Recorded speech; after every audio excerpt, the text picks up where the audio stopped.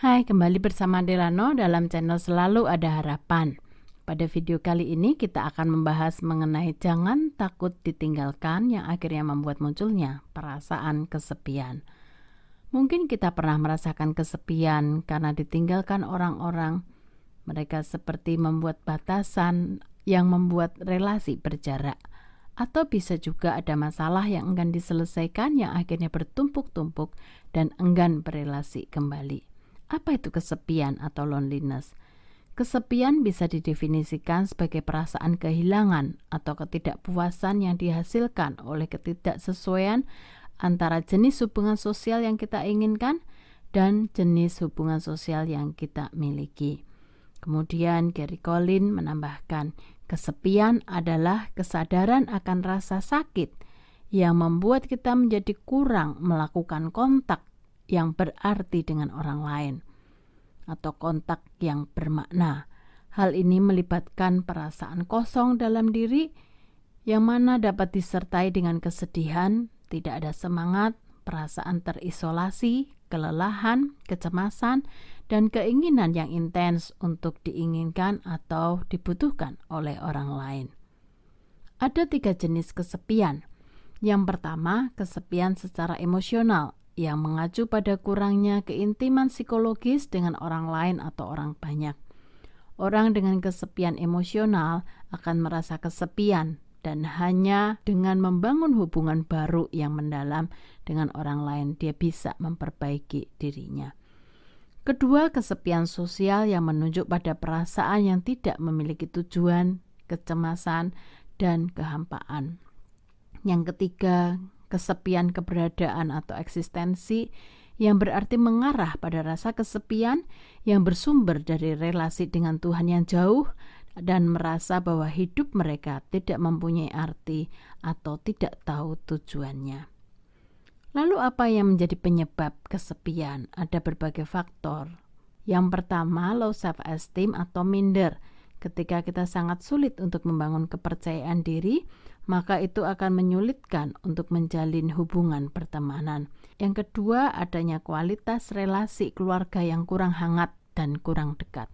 Kemudian berikutnya adalah faktor sosial. Misalnya pada masa pandemi ini membuat interaksi hanya secara virtual, kurang waktu berinteraksi secara langsung. Kemudian adanya situasi yang berubah. Perubahan situasi bisa menyebabkan seseorang mengalami kesepian. Misalnya pandemi ini pindah rumah, kehilangan anggota keluarga, dan lain-lain.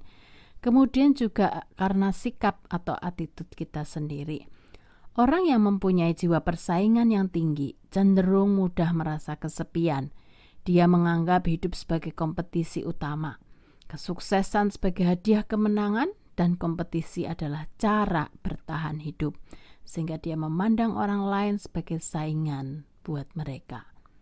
Yang kedua, sikap independen bisa membuat kita menjadi individu yang sepenuhnya otonom, tidak bergantung pada Tuhan dan orang lain, juga membuat seseorang mudah merasa sendiri dan berjuang sendiri.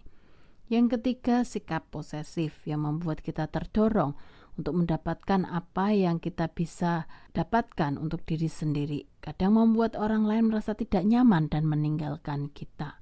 Kemudian sikap yang menuntut. Kita yang terus berjuang memperjuangkan hak kita, menuntut keadilan, juga akan cenderung dijauhi oleh orang lain. Kemudian berikutnya adalah ketakutan. Seseorang yang membangun jarak dengan orang lain, membangun keintiman karena pernah disakiti sebelumnya, dia cenderung takut terhadap relasi. Kemudian hostility atau kecenderungan untuk marah menyerang orang lain. Karena menyimpan rasa marah dan kepahitan sehingga akhirnya mendorong orang lain untuk pergi menjauh. Kemudian ketidakmampuan dalam berkomunikasi. Kemudian penyebab spiritual misalnya kecewa dengan Tuhan hingga akhirnya mengasingkan diri dari Tuhan. Hal-hal yang lain seperti rasa malu, sulit untuk dimengerti, diinginkan dan dimiliki, penyakit fisik, kesibukan, dan lain-lain. Semuanya bisa menyebabkan munculnya rasa kesepian itu. Lalu bagaimana mengatasinya? Yang pertama, mengakui dan mengungkapkan kesepian yang dia rasakan. Yang kedua, menyadari penyebab kesepian, tentunya dengan meningkatkan kesadaran diri serta mengidentifikasi berbagai kemungkinan yang menyebabkan perasaan kesepian itu muncul dan mencoba untuk memodifikasi sikap yang kurang tepat. Yang ketiga, mencoba menemukan teman yang bisa dipercaya. Kemudian, temukan berbagai alternatif untuk bisa membangun relasi yang bermakna dengan ada empati, dukungan emosional, merasa dipahami, dan bisa menjadi diri sendiri. Dan tetap ingat perkataan agung ini, sebab Tuhan Dia sendiri yang berjalan di depanmu. Dia sendiri yang menyertai engkau. Dia tidak akan membiarkan engkau dan tidak akan meninggalkan engkau. Jangan takut dan jangan patah hati. Demikian juga pesan yang disampaikan Tuhan kepada Yesaya demikian. Janganlah takut, sebab aku menyertai engkau. Janganlah bimbang, sebab aku ini Allahmu. Aku akan meneguhkan, bahkan akan menolong engkau. Aku akan memegang engkau dengan tangan kananmu yang membawa kemenangan. Dalam perjalanan hidup, bisa saja kita merasa kesepian dan ditinggalkan. Tetapi Tuhan tidak pernah meninggalkan dan selalu mengasihi kita apa adanya. Oke, sampai di sini video kali ini. Latihlah terus keterampilan membangun relasi. Pelajari keterampilan-keterampilan baru dalam membangun relasi. Belajar untuk berempati, mengerti dan memahami orang lain. Belajar untuk menawarkan bantuan dan berinisiatif dalam interaksi sosial. Belajarlah menjadi sahabat bagi orang lain. Oke, selamat mensyukuri penyertaan Tuhan dalam sepanjang hidup.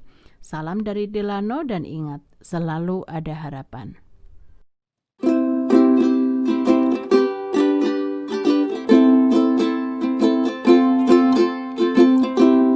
There's a hope in every single thing you do.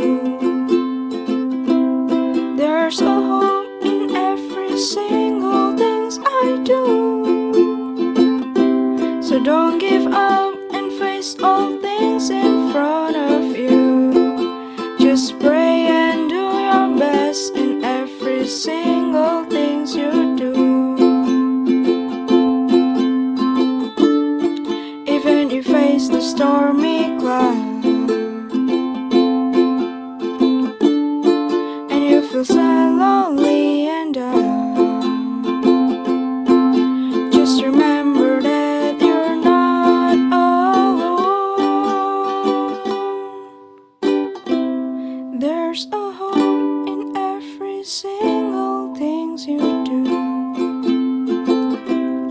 There's a hope in every single things I do. So don't give up and face all things in front of you.